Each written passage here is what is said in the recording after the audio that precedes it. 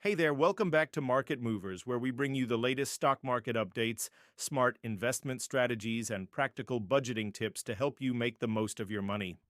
I'm your host, and let's dive straight into today's market moves. First up on the agenda is a look at today's biggest movers, and as of now, these are the top gainers and losers. Now remember, it's just a snapshot of what's happening right now, and these numbers can change quite a bit by the end of the day. So if you see something that catches your eye, keep an eye on it.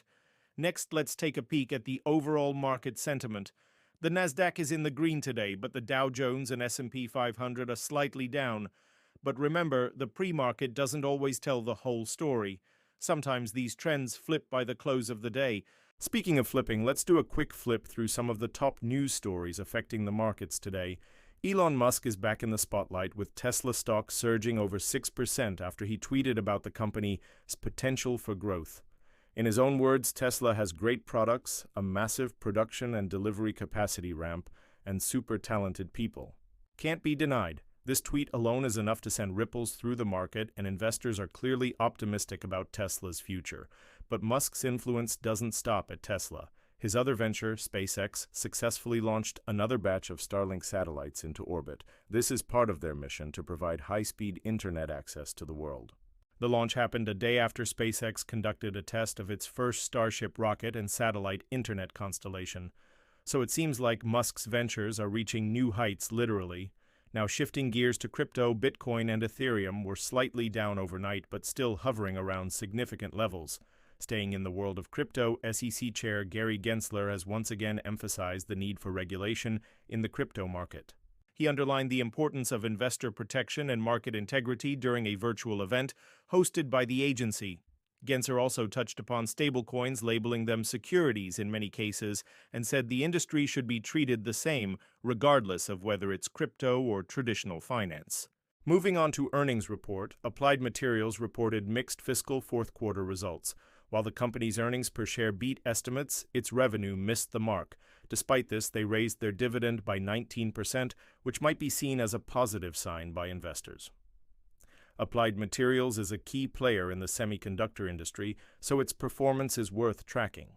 In more earnings news, Micron Technology also reported quarterly results, which beat both earnings and revenue estimates. The company's strong performance was driven by robust demand for memory and storage products. Micron Technology has been benefiting from the work-from-home trend and the shift to cloud computing.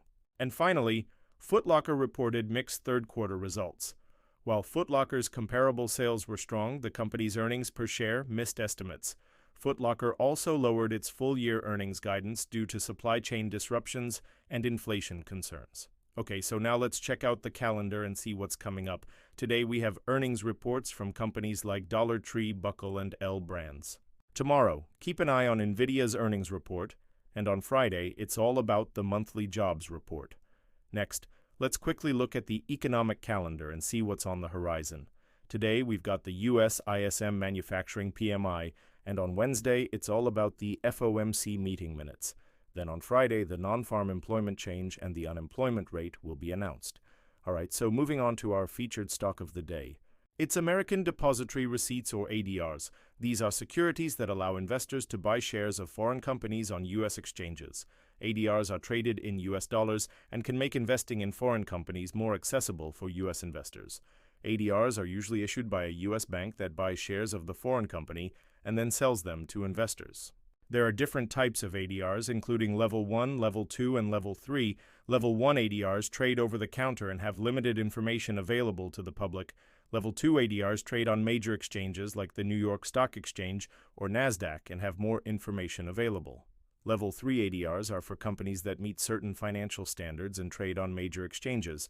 They also require ongoing reporting and auditing. ADRs can offer several advantages.